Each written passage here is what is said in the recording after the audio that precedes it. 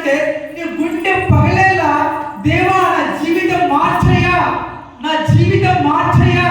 నేను పాత రోజు జీవితంలో ఉన్నాను, పాపంలో ఉన్నాను, కొట్టబడతానే ఉన్నాను, ఈ లోకంలో ఎవరు గుర్తించలేదు, నాతో ఎవరు మాట్లాడలేదు ప్రభా, నా జీవితం మార్చయ్యా అన్నప్పుడు దేవుడు నీ పాపాలను క్షమించి ఉన్నాడు.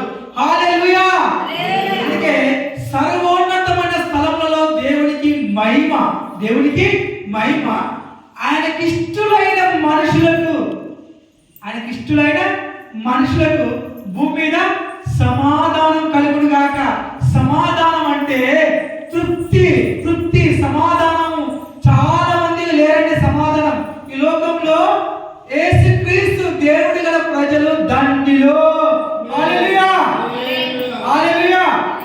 కాబట్టి భూదిగంతపు నివాసులారా నా వైపు చూచి రక్షణ పొందుకోండి. ఎందుకంటే రక్షణ లేని ప్రజలు లక్షలతో ఉన్నారు, వేల కొలది ఉన్నారు. ఈ ప్రపంచంలో కోట్లాది మంది ఉండగా దేవుడు నిన్ను నన్ను ఈ నాగాపూర్ గ్రామంలో కొద్ది మందిని ఏర్పడుతున్నట్టే దేవుడి చిత్తం, దేవుడి చిత్తము. ఎందుకంటే ఈ లోకంలోనికి ఏమి తీసుకొని రాలేము, ఏమి తీసుకొని పోలేము, అందరికీ తెలుసు. అందుకే దేవుడు ఏమనంటే సర్వ పాప పరిహారం రక్త ప్రోక్షణ వశ్యకం తదు రక్తం పరమాత్మయే పుణ్యదాన బలియాగం. ఈ సర్వలోకంలో సర్వ మానవాళికి ఒక మోక్షం జరగాలి, లోక కళ్యాణం జరగాలి. లోక కళ్యాణం అనగా సమస్త మానవాళికి ఏంటంటే పాపం అనేది కొట్టబడాలి, పాపం అనేది కొట్టబడాలి. ఈ పాపం నుంచి విడిపించే వాళ్ళు ఎవరు ఉండాలి? దేవుడే ఉండాలి. ఆ పరమాత్ముడు, ఆ భగవంతుడు, ఆ దేవుడే నరవతారిగా లోకంలో జన్మించి ఈ పాత రోత జీవితాన్ని నలగొట్టడానికి దేవుడికి ఇష్టమైన తర్వాత సర్వ పాప పరిహారం రక్త ప్రోక్షణ ఆవశ్యకం. రక్త ప్రోక్షణ ఆవశ్యకం అంటే ప్రతి దానికి ఒక రక్తం అనేది, ఈ ఆట బలి అనేది జరగాలి. ఆ బలి ఎవరు? నా కోసం, నీ కోసం, మన కోసం.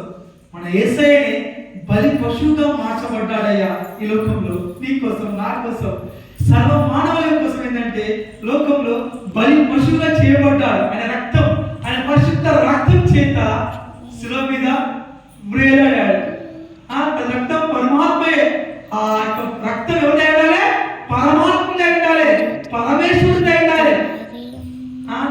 రక్తం పరమాత్మే పుణ్యదాన బలియాగం. అతడు యథార్థంగా తన ప్రాణాన్ని పెట్టాడు, యథార్థంగా ప్రాణం పెట్టాడు. తర్వాత పునరుద్ధరణే లేచాడు. చెప్పండి హల్లెలూయా, చెప్పండి హల్లెలూయా. నా దేవుడు సజీవుడు, నా దేవుడు సజీవుడు. ఓ మరణమా నీ ముల్లెక్కడా, నీ విజయం ఎక్కడ అని దేవుడు లోకానికి సవాల్ చేశాడండి. ఈ ప్రపంచంలోనే యేసుక్రీస్తు పుట్టుక ఒక విచిత్రం.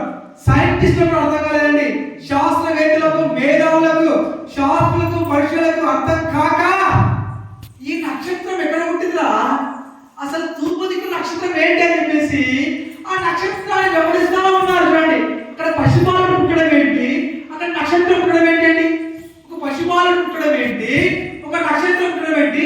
ఆ నక్షత్రాన్ని ఆధారం చేసుకొని శాస్త్రులు, ఓకేనా, గొల్లులు, జ్ఞానులు, మేధావులు, తర్వాత రాజులు సైతం కూడా ఆ నక్షత్రం ఎక్కడ ఉందో దాన్ని వెంబడించారు. అందుకే తూర్పు దిక్కు చుక్క రమ్మ అని మనం పాడుకుంటున్నాం కదా. సో దేవుని కలిగినటువంటి ప్రజలలో నక్షత్రములను ఉదయించాలి. ఎందుకంటే మనం చూస్తే వాళ్ళకి భయం పుట్టాలి. ఈ బిడ్డ క్రైస్తవుడు, ఈ బిడ్డలో ఒక అగ్ని ఉంది, మండించే అగ్ని ఉంది. ఆ అగ్ని ఎవరు? దేవుడు.